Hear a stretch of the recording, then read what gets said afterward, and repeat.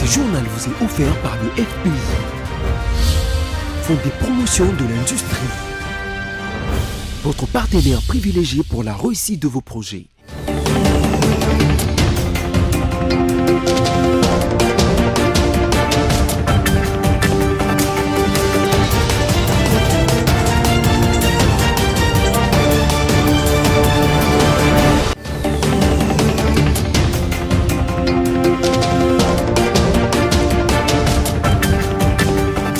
L'heure de vous informer a sonné. Bienvenue à tous dans ce journal. L'affaire assassinat de l'AG du centre hospitalier Vidjana n'a jamais été classée. Le ministère public propose la peine de 10 ans des servitudes pénales principales pour le prévenu Dolly Makambo.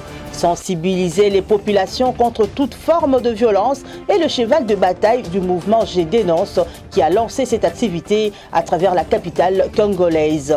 Et puis célébration le 19 novembre de chaque année de la journée mondiale de toilettes. Notre regard à cette occasion est fixé sur l'hygiène des lieux d'aisance.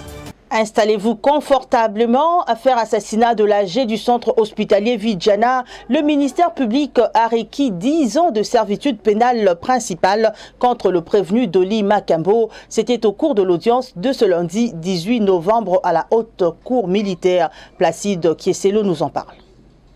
10 ans de servitude pénale principale avec circonstances atténuantes, telle est la peine requise par le ministère public dans son réquisitoire du 18 novembre 2019 à la haute cour militaire à Kinshasa. Au sujet des dommages et intérêts, l'organe des lois s'est allié à la position de la partie civile. Il a ainsi demandé à la haute cour militaire d'exiger aux prévenus Dolly Makambo et consorts de payer 100 millions de dollars américains aux victimes à titre de réparation. Réagissant à ces réquisitoires, les avocats de Dolly Makambo soutiennent que les faits mis à charge de leurs clients par l'officier du ministère public ne sont pas établis en droit comme en fait. C'est pourquoi, à l'audience de ce mardi 19 novembre 2019, ils ont plaidé non coupables tout en demandant à la haute cour l'acquittement pur et simple de leurs clients, les prévenus Dolly Makambo. 17 députés provinciaux de l'Ituri sont signataires de la motion de défiance contre le gouverneur Jean Bamanissa Saïdi. Ils reprochent au gouverneur l'opacité dans sa gestion de finances. Images et commentaires, Placide Kieselo. Le gouverneur des provinces de l'Ituri, Jean Bamanissa Saïdi, est visé par une motion de défiance déposée ce lundi 18 novembre 2019 au bureau de l'Assemblée provinciale à Bunia. Les motionnaires, les députés provinciaux, membres de la coalition Lamouka, Louis Masumbuko Adaba, reprochent au gouverneur une gestion opaque des fonds du gouvernement central destinés à la province en faveur des déplacés des Djougou. En dehors de ces griefs, l'élu du territoire du Roumou accuse les chefs de l'exécutif provincial de la vente illégale des 12 lingots d'or saisis par la justice militaire. Cependant, ici est de signaler que 17 députés provinciaux, aussi bien de l'opposition que de la coalition FCC-CACH, ont signé la motion contre le gouverneur Jean Bamanissa. S'agissant de cette motion, le numéro 1 de la province s'est dit informé et attend une notification officielle du côté du bureau de l'Assemblée provinciale. Parlons à présent de la situation socio-politique de la province du Haut-Lomami qui continue de faire réagir après la recevabilité de la motion de défiance initiée contre le gouverneur Marcel Lengue. La tension reste vive. Notable de la province du Haut-Lomami, les députés provinciaux de la dite province Marcel Ilunga Léou a fait sa lecture. C'était au cours de l'émission Discas sur votre chaîne BIC TV. Suivez. Vive tension dans la province du Haut-Lomami au lendemain de la déchéance de son désormais ex-gouverneur par l'Assemblée provinciale. Tout est parti d'une motion de défiance contre Marcel Lengue, initiée par les députés Samuel Yumba Mwanabouté, motion jugée recevable du reste. Il a été reproché à ses gouverneurs notamment la mégestion, les détournements, le non-respect de la hiérarchie et une lourde faute, celle de n'avoir pas déposé son programme d'action depuis son investiture.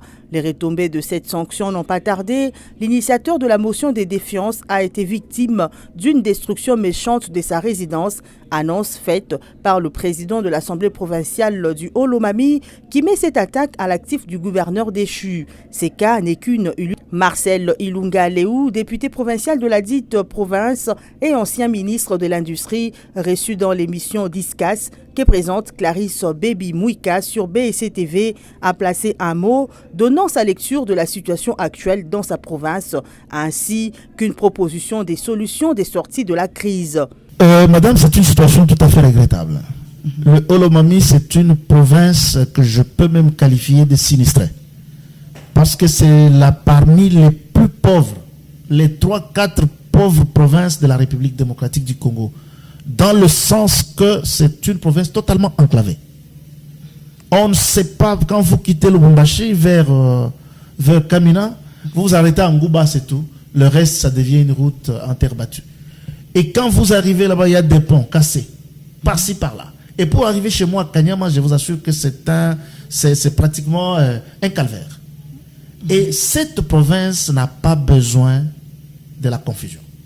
C'est une province qui a besoin de voir ses filles et ses fils se mettre ensemble pour réfléchir qu'est-ce qu'il faut faire pour sortir notre peuple, notre province de cette pauvreté. Mais ce qui s'est passé est tout simplement malheureux.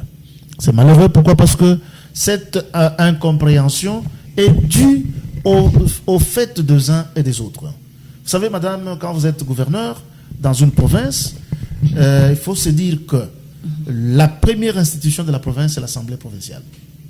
Vous devez à tout prix collaborer avec l'Assemblée provinciale.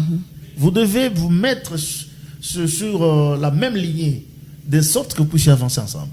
Comment voulez-vous? Parce que nous l'avons appris, je ne sais pas si c'est vrai ou faux, que le gouverneur aurait nommé son gouvernement et avant même d'aller présenter son projet de société pour qu'il soit investi par l'Assemblée provinciale, ces ministres partaient déjà en mission. Je ne sais pas si c'est vrai, parce que c'est ce que nous avons appris. Mais même si cela s'est fait, il fallait que les gens se mettent ensemble pour qu'on puisse regarder tous dans la même direction. Il a voulu gérer la province comme si c'était sa propre maison, sa famille. Une crise, quand elle s'installe, madame, elle est dure. Et c'est la population qui en pâtit. Ça, c'est ça le souci. Et j'en appelle à tous les notables du Olomami qu'ils se mettent ensemble. Qu'ils mettent leurs divergences de côté pour trouver une solution le plus rapidement possible pour que la province avance. La province du Olomami, faisant partie intégrante de la République démocratique du Congo, a besoin d'un regard rigoureux et d'un traitement au même titre que les autres. De la politique au social, la solution devra être trouvée. La redynamisation des activités du groupe thématique genre a débuté ce mardi 19 novembre sous l'égide de Béatrice Loméa. Cette rencontre est l'épine dorsale d'activités coordonnées par le ministère d'État en charge du genre. Esther Penzo Omba nous en parle. C'est parti pour la redynamisation des activités du groupe thématique genre sous la coordination de la ministre d'État en charge du genre, famille et enfants, Béatrice Loméa Tilité. Pour Madame Binouana, secrétaire générale au genre, cette grande rencontre est l'épine dorsale des activités coordonnées à mener par le ministère d'État en collaboration avec les partenaires pour faire avancer l'agenda genre. Nicolas Smard, ambassadeur du Canada, qui a pris la parole au nom des bailleurs intervenant dans le domaine du genre, s'est réjoui de la reprise des échanges. Permettez-moi de vous dire, Excellence, Madame la ministre d'État, que nous sommes également heureux que vous ayez pris à cœur le souci de nombreux participants dans cette salle, celui de redynamiser ce cadre formel de concertation et de dialogue permanent sur les politiques et les stratégies sectorielles entre le ministère du Genre, Famille et Enfants, les ministères sectoriels impliqués, les partenaires techniques et financiers, la société civile ainsi que le secteur privé. À Madame Awan Dia Sek de l'ONU Femmes de renchérir que les différentes parties prenantes doivent avoir une même compréhension des enjeux du genre. Béatrice Loméa Tilité a suivi avec attention le rapport des différents groupes qui composent la thématique et les niveaux d'intervention de chaque membre avant de remettre officiellement la feuille de route de son ministère à ceux qui l'accompagnent dans sa vision. J'ai levé l'option de réunir finalement ces groupes thématiques chaque trimestre et ça va nous permettre d'échanger sur toutes les questions qui concernent les gens, l'enfant et la famille et nous permettre d'arrêter des politiques qui nous permettent d'aller dans le sens de l'avancement de toutes ces questions. L'assistance a aussi été mise au courant des activités qui seront organisées incessamment, notamment les préparatifs des 16 jours d'activisme de lutte contre les violences faites à la femme et à la fille, édition 2019. Une autre affaire qui a retenu notre attention, il s'agit de la sextape Héritier Watanabe et Naomi Mbado. L'artiste musicien et sa partenaire sexuelle ont bénéficié d'une liberté provisoire depuis ce lundi. Après leur libération, l'artiste musicien Héritier Watanabe a été accueilli en triomphe par ses fans. Josué Kalamba nous raconte ces faits. Alors que certains le croyaient déjà en prison, l'artiste musicien congolais Héritier Watanabe et sa partenaire sexuelle Naomi Mbado, impliqués dans une sextape, ont été remis à liberté provisoire le lundi 18 novembre 2019 après avoir passé quelques heures au centre pénitentiaire et de rééducation de Kinshasa ex-Makala. Poursuivis pour proxénétisme et atteinte à la pudeur après publication de leur ébats sexuels sur les réseaux sociaux, Héritier Watanabe, pour ne parler que de lui, a été accueilli en triomphe par ses proches après sa libération, comme si il était irréprochable. Alors que dans cette vidéo où on voyait les chanteurs en plein acte sexuel a choqué plus d'un, nombreux sont ceux qui s'attendaient à des sanctions sévères à l'encontre du chanteur congolais et sa partenaire. Si la réprobation quasi générale qui a suivi la diffusion de la sextape du chanteur Héritier Watanabe peut contribuer à ce que ce genre d'acte immoral soit banni de la société congolaise car elle détruit l'image du pays et porte atteinte aux bonnes mœurs. Tout à fait autre chose. Dans ce journal, les membres du mouvement Je dénonce ont débuté une série de sensibilisations sur les questions liées aux violences. Le week-end dernier, ils ont rencontré les femmes de l'église Le Racheté dans la commune de Ndjili. Esther Pezo-Omba nous en parle. Les membres du mouvement Je dénonce ont débuté des séances de sensibilisation contre les violences faites aux femmes, particulièrement les violences sexuelles. Ils se sont entretenus avec les hommes et les femmes de l'église Les Rachetés du Christ dans la commune de Ndjili, question de leur faire comprendre tour à tour ce que sont les violences sexuelles, les causes et les conséquences de ces actes sur le plan physique et psychologique. Fidel Luzolo Kubanza, l'un des membres du mouvement, a exhorté les parents chrétiens à ne pas oublier leur responsabilité sociétale, celle de protéger leur famille, mais aussi de veiller sur leurs enfants. La coordonnatrice du mouvement Je dénonce, Magimbuku Muzembe, a précisé qu'il est nécessaire que les parents discutent avec leurs enfants sur les questions qui touchent le sexe. Elle a ainsi appelé l'assistance à rester vigilante. Cette activité ne consistait que à la sensibilisation des hommes et des femmes membres de l'église Les Rachetés. Parce que Je dénonce, vous le savez, nous ne sommes pas là seulement pour dénoncer, mais également pour prévenir les violences sexuelles. On ne veut plus qu'il y ait encore une autre victime, que ce soit une fille, un enfant ou une femme. Raison pour laquelle nous sommes descendus dans cette église pour appeler les parents à plus de vigilance. Dire aux parents que les violences sexuelles, c'est une affaire de tous. Ça nous concerne tous. Ce n'est pas seulement une affaire de l'Est ou des gens qui sont violés. Non, même qui c'est là qui ne sont pas encore violés, doivent être sensibilisés pour savoir comment éviter cela. Sonia Lukusa, coordonnatrice adjointe du mouvement, estime que les hommes et les femmes doivent s'impliquer pour mettre fin aux violences sexuelles en République démocratique du Congo. Trop, c'est trop. Il ne faudrait pas qu'on se limite à partager des images sur les réseaux sociaux.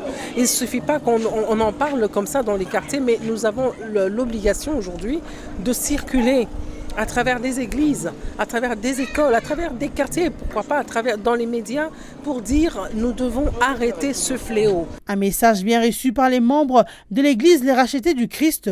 Le pasteur Belinda Messo-Kissibou, responsable du département des femmes, a remercié le mouvement Je dénonce pour avoir choisi leur église pour cette sensibilisation. Nous disons merci au mouvement Je dénonce. Nous sommes très contents d'avoir suivi avec attention les explications sur les violences sexuelles. Nous souhaitons qu'ils puissent revenir pour parler d'autres violences dont les femmes sont victimes.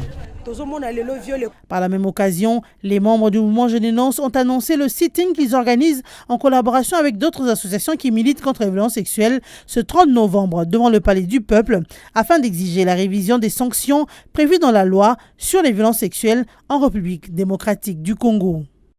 Direction Butembo, en vue de sauver le vie humaine, les agents en charge de la riposte contre la maladie à virus Ebola ont résolu de reprendre le travail dans les 2 centres de traitement. Cette décision fait suite à un échange entre le maire intérimaire de cette ville de la province du Nord Kivu ainsi que ses agents de santé. Srine Soulambi Mukingi précise.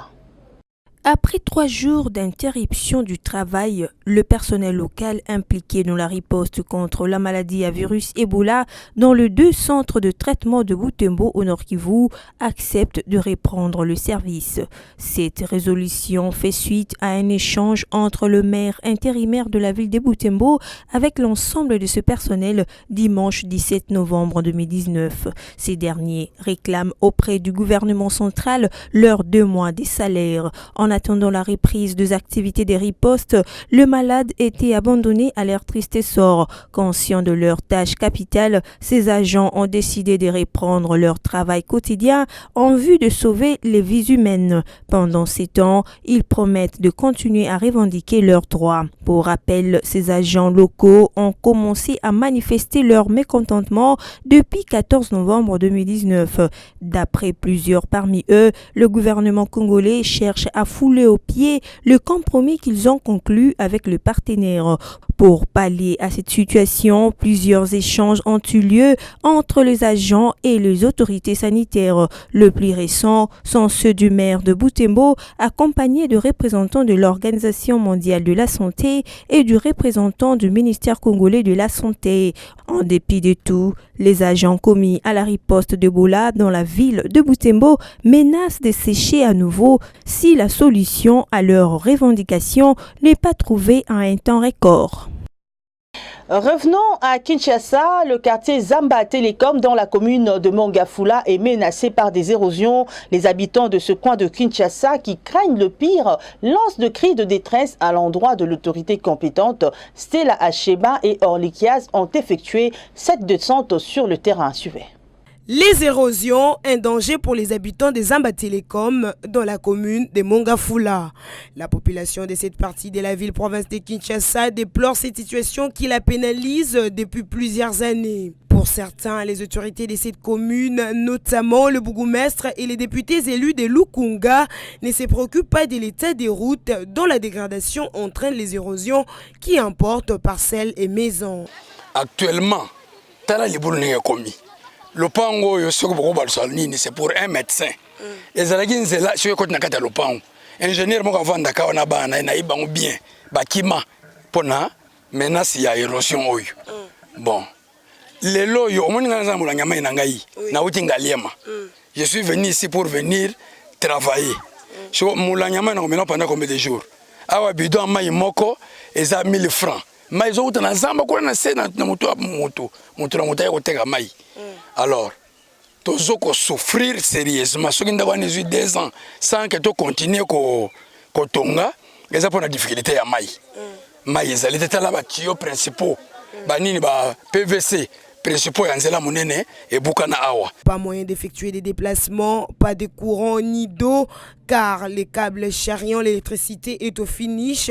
L'absence d'électricité crée l'insécurité. Kaka bapasi ya boye mai te ba terrain bandaki ko bato bazo somba ba terrain bazo somba lisusu te likolo ya érosion oyo bayaka premier tour ba meki ko sala ba sale lokote deuxième tour lisusu biso yo tozo souffrir ka boye. Les habitants des Zamba Télécom se disent et se considèrent comme les oubliés par les autorités provinciales et nationales, puisque leurs expositions au danger des érosions persistent et qu'il n'y a rien de grand effet pour les en préserver. Répartons à l'intérieur du pays, le vice-gouverneur de la province du Haut-Ouélé, Christian Pitanga, a reçu une délégation de l'ONGDH, les amis de Nelson Mandela, engagés dans la défense des droits de l'homme. Suivez. Le vice-gouverneur de la province du Haut-Ouélé, Christian Pitanga, a reçu ce lundi 18 novembre 2019 dans son cabinet de travail une délégation venue de Kinshasa de l'ONGDH, les amis de Nelson Mandela, pour la défense des droits de l'homme. Nous sommes venus pour évaluer, après la période électorale, après les élections, comment comment est la situation des défenseurs des droits de l'homme ici dans la province, comment les autorités peuvent apprécier le travail que fait les défenseurs des droits de l'homme, et aussi s'il y a un bon cadre de concertation avec la société civile.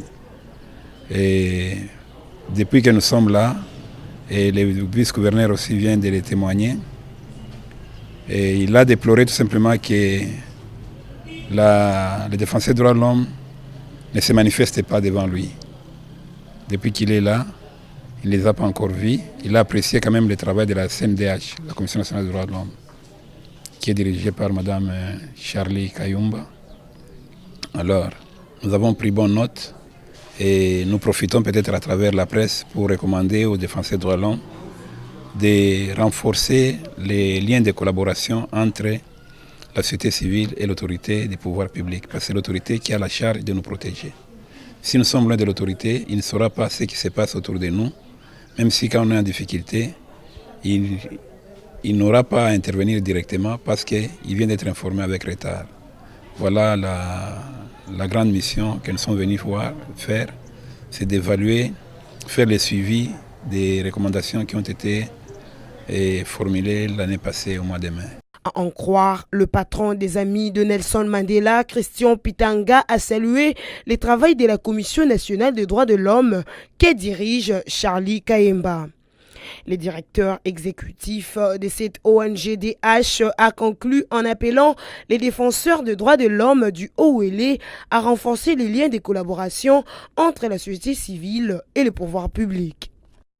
Le monde entier célèbre le 19 novembre de chaque année la journée des toilettes. Cette année, les mots d'ordre est agir en ne laissant personne de côté. Suivez ce reportage de Stella Achema pour en savoir plus. Le monde entier célèbre chaque année, le 19 novembre, la journée mondiale des toilettes. Tout en mettant l'accent sur l'importance de l'assainissement, les organisateurs encouragent l'accès à la propriété et à la sécurité des toilettes pour tous grâce à une vaste campagne de sensibilisation à l'échelle planétaire et nationale.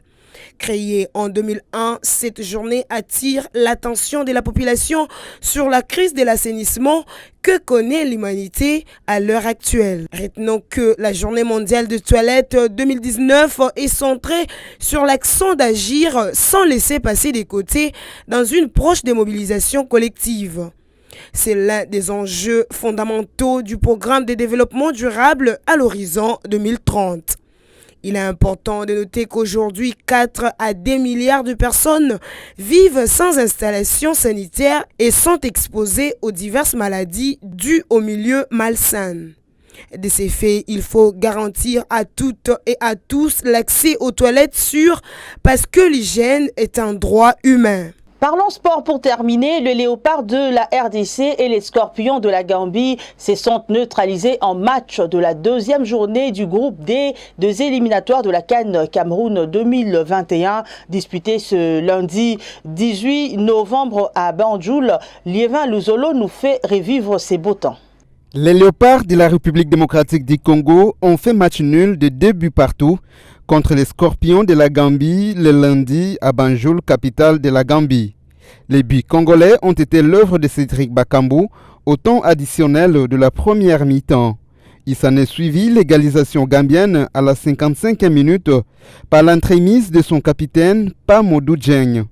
C'est à la 74e minute que Jackson Mouleka a redonné l'avantage aux léopards en inscrivant le deuxième but. Mais les Congolais ont cru à la victoire finale sans compter sur le dernier coup de sifflet de l'arbitre. C'est ainsi qu'interviendra l'égalisation des scorpions de la Gambie qui est intervenue dans le temps additionnel de la deuxième période. 2 buts partout, les léopards de la RDC peuvent nourrir des regrets car ils avaient la victoire entre leurs mains mais qu'ils n'ont pas su gérer. Désormais, la Gambie prend la tête du groupe D avec 4 points, suivi du Gabon qui a également 4 points. La RDC vient à la 3e position avec 2 points et l'Angola clôture la marque avec 0 points. Les Congolais devront donc se ressaisir lors des prochaines échéances pour espérer une qualification. Complètement vidé de son contenu, ce journal est appelé à se refermer. Mais avant de nous quitter, rappelons le titre. L'affaire assassinat de l'AG du centre hospitalier Vidjana n'a jamais été classée. Le ministère public propose la peine de 10 ans des servitudes pénales principales pour le prévenu Dolly Makambo. Sensibiliser les populations contre toute forme de violence est le cheval de bataille du mouvement Je dénonce qui a lancé cette activité à travers la capitale congolaise. Et puis célébration le 19 novembre de chaque année de la journée mondiale de toilettes. Notre regard à cette occasion est fixé sur l'hygiène des lieux d'aisance. Mesdames, Messieurs, retrouvez juste après moi la lecture de journaux en ligne de ce mardi 19 novembre 2019. Et entre-temps, restez branchés sur BSC TV car le programme continue.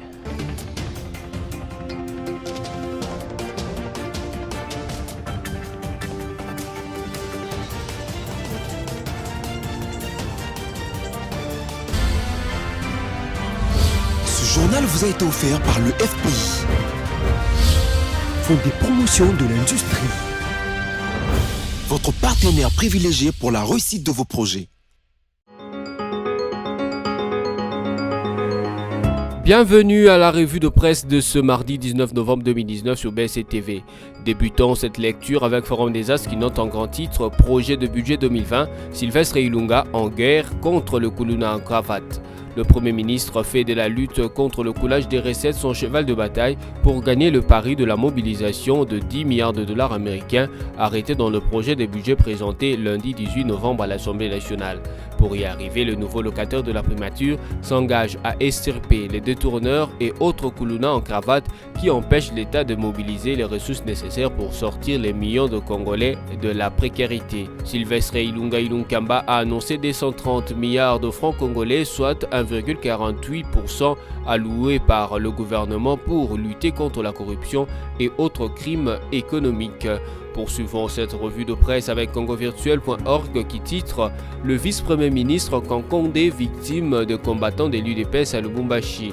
En escale à Lubumbashi, sur sa route vers Kolwezi, Gilbert Kankondé se trouvait dans l'impossibilité d'accéder à son cortège suite à l'envahissement de l'aéroport de Luano par les militants de l'UDPS. Le protocole et la sécurité ont été obligés de le ramener à l'avion, mais il aurait promis de revenir sur Lubumbashi après Kolwezi. Une nouvelle matinée chaude s'est installée dans les réseaux sociaux autour de rapports au sein de la coalition FCC Cash. En scène, cette fois-ci, le vice-premier ministre en charge de l'Intérieur, Gilbert Kankondé, en route pour Kolwezi où il a été envoyé par le Premier ministre pour gérer la situation consécutive à l'incendie d'affiches. Gilbert Kankondé de l'UDPS aurait, selon des commentaires sur des images qui pullulent sur les réseaux sociaux, été victime d'un sabotage de la part du gouverneur du Haut-Katanga, Jacques Kiabula Katoué du PPRD. Celui-ci lui aurait privé d'un véhicule officiel pour assurer ses déplacements à Lubumbashi où il se trouvait en escale. Terminons cette revue de presse avec Okapi.net qui écrit Kinshasa, le marché de Bumbu ressemble à un dépotoir. Les denrées alimentaires destinées à la vente sont étalées à même le sol le long de la chaussée au marché de Bumbu, communément appelé marché de Selimbaou à Kinshasa. Après la pluie qui s'est abattue sur la capitale dimanche du 7 novembre, la chaussée avec son marché de fortune ressemble à un dépotoir. Certains vendeurs du marché de Bumbu exposent leurs marchandises le long de l'avenue de la Libération ex-24 novembre. Sur de sacs perméables et des cartons, ils étalent les légumes, épices, poissons et autres aliments destinés à la consommation directe. Le marché de fortune de Bumbu présente un visage désastreux, de la boue, des eaux usées coulant de caniveaux bouchés. Cette revue de presse est terminée. Merci et au revoir.